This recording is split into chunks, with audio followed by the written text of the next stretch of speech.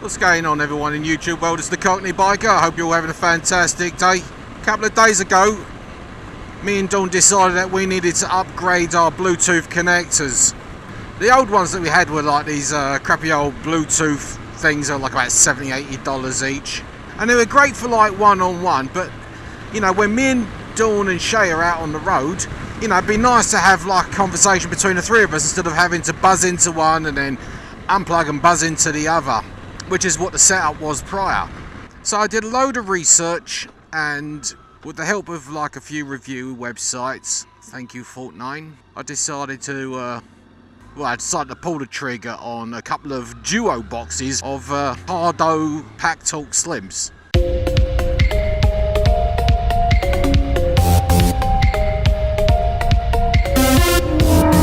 Sorry, I just don't know what this geezer's doing here. I don't want to get smashed in from behind. Yeah, so I got a couple of Cardo Packtalk Slims. Now, I was thinking about getting the bolts, but at the same time, I thought, well, I don't know. I just kind of felt a bit nervous with the sort of way that it sort of sits on the side of your helmet, and like you press the wrong button and it's just gonna pop off down the road. And it's not like these things are cheap. We're talking like, you know, $275, nearly $300 for like just one of them. So with the Slim, you get like a little bit of a less range, which is no real big deal because, you know, when we ride off all together, like we're never really further than a mile away from each other unless one of us got held up by traffic lights. So the thing that I wanted more than anything was like the self-healing network, the mesh and all that. So I pulled the trigger. I bought two boxes, $350 each. Oh, I'm going to be paying for that for a long time. But suffice to say that I got them, and in each of the box, obviously there was the two units. There was like a couple of pronged like deals to put them onto your helmet, a few velcros, a couple of different types of mic, a boom mic and a mic that can stick onto the inside of your lid. Headset. Now I didn't get the JBL headset, it would have been a few dollars more, but I just sort of didn't think that it was going to be really all that much worth it. Anyway, along with it came like the USB charger, a plug, yeah, a few other little bits and pieces as well. A little quick start manual. So I pulled it out. First thing I'm going to do, I thought to myself, right, let's get it charged, which already was like, you know, 75% of the way charged anyway. So plugged it into the computer, updated the software.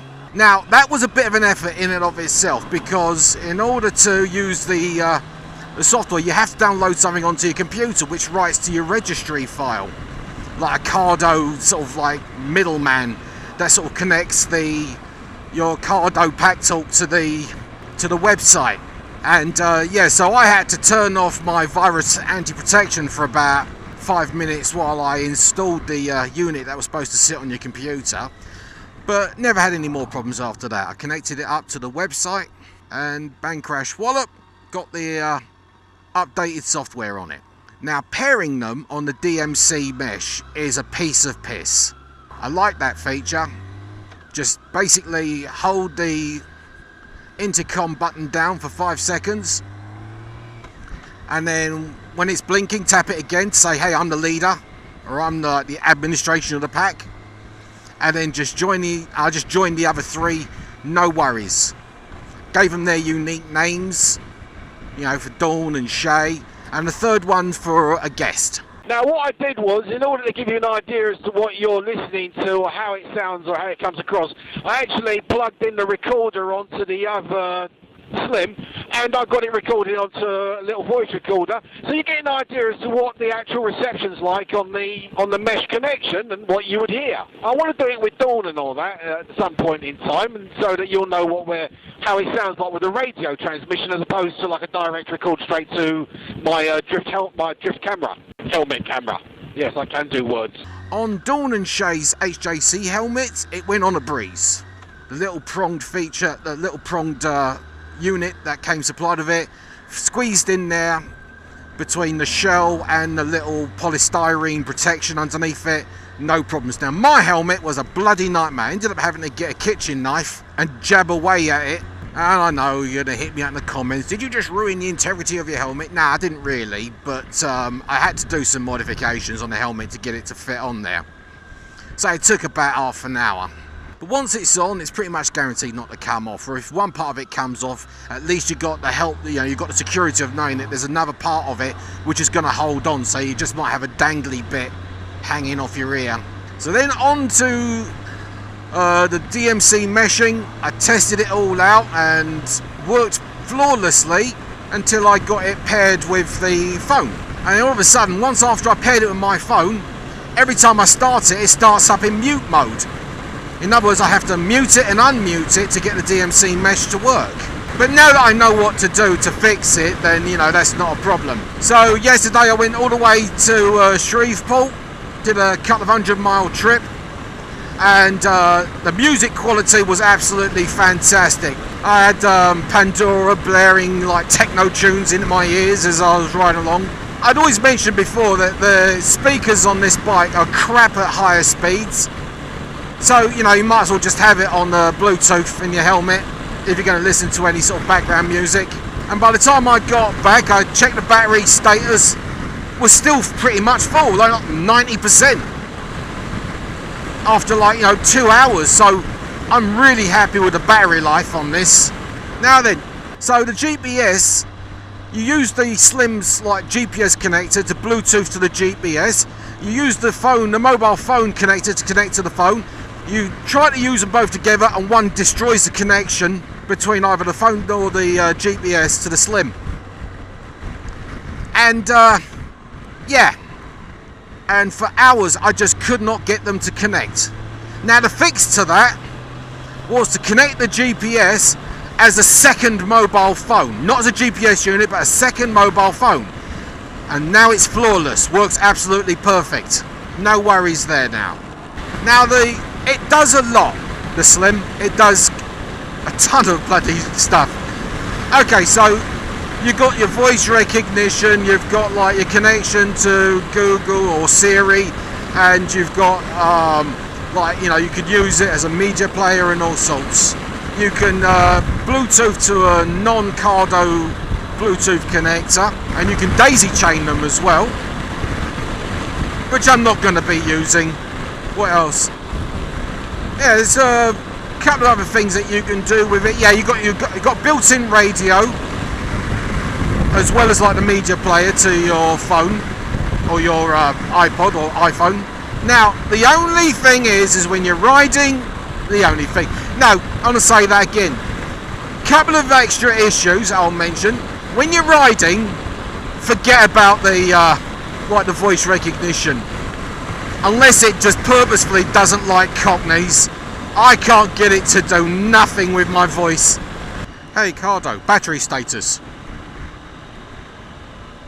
Hey Cardo, battery status. Hey Cardo, battery status. So I had to learn the buttons, which, once you've got it, isn't that bad. The little side unit has 3 buttons. It's got the intercom button, it's got the phone button, and it's got a play button. Press it once for music, twice for the radio. There's a few things that you can do. Now, another gripe that I've got with this, now, the app that you get on your phone, it works great, no problems there. The only problem for me is that when I've got my phone on the RAM mount, I've got it in landscape mode. Now, the phone doesn't like going into landscape mode. I downloaded an app that can rotate the phone however it likes it or not. But when you put the Cardo app in landscape mode, it just does not. It looks horrible. The buttons are all over the place. It's a mess. And you can't get to any of the play buttons or anything like that. You've got to do it all in flipping horizontal mode, which is a pain. I've got this in landscape. I've got this phone sitting there in landscape mode for 2 reasons. It's out of the way of the screen so I can see what I'm doing or what's going on the screen, so I don't have to sort of lean over the phone to read the dash. And on top of that, when I use the phone for the selfie mode, if I'm doing a 2-way camera job, then the selfie mode is in full selfie. It's not in picture mode, or it's not in that upright mode, like horizontal. It's like full on 1080. So after all said and done, it's a great system. Like I said, there's a bit of a learning curve because it does so much. I mean, it's not just so much. You can daisy chain like your mesh system. You can include Bluetooth connections. You can have private conversations.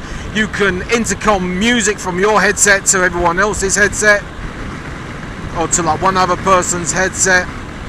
I mean, there's a lot you can do, and I don't really think that, unless you're a complete geek, I don't really think you're going to be using it for much more than just Bluetooth in music, like connecting it to the GPS and having a conversation with other people on the same mesh. Because now that I've got the Bluetooth connector set up with the phone and the GPS, I am not messing with it anymore to try and involve somebody who might have another Bluetooth intercom or a Bluetooth connector. I'm not even playing with that anymore. I've managed to get it right, it works, it's flawless. Not risking it because I don't want to go through that crap again. So if you're in the market to get yourself a Bluetooth intercom or a connector for you and either a passenger or a pillion, you know, my mind was made up when I looked it up on FortNine on their YouTube channel when they did what's the best Bluetooth communicator for 2019, and they were saying, yeah, Packtalk Slim all the way. Now, if it's like not, if your budget doesn't if your budget is a bit on the slim side and you can't afford one of those things, which I don't blame you for. I mean, like I said, $350 a pop, like for a box of 2. You know, the bloody thing had better get out and juggle. But if it's below your budget, then there's plenty of others that work pretty well, like Cena's and all that. And sod it, I've got my old Bluetooth connectors now, which are going to sit there and get dusty. So if there's a friend of the channel who's in absolute dire need of like a Bluetooth connector, then you know what, just let me know. Hit me up on Twitter or something like that. You know, you have to be a friend of the channel, I have to know ya. But you know, I don't have a problem sticking a couple of them in the box and sending them your way. You know, at least it'll keep you going for a while until you decide if you want to get something better. So anyway, my first impressions are, I'm going to give it like a good 85 out of 100. Not that I ever use any major scales, but you know, that missing 15% is the aggravation I had to go through to connect it to the GPS, plus like how I have to jump through an extra couple of hoops to unmute my audio when I'm in the mesh mode. So like I said, if you like this video, give me a thumbs up. If you're new to this channel, hit the subscribe button, it's just down there, and there's some more videos hovering around there. In the meantime, take care of yourselves, mind, there you go, ride safe, and laters.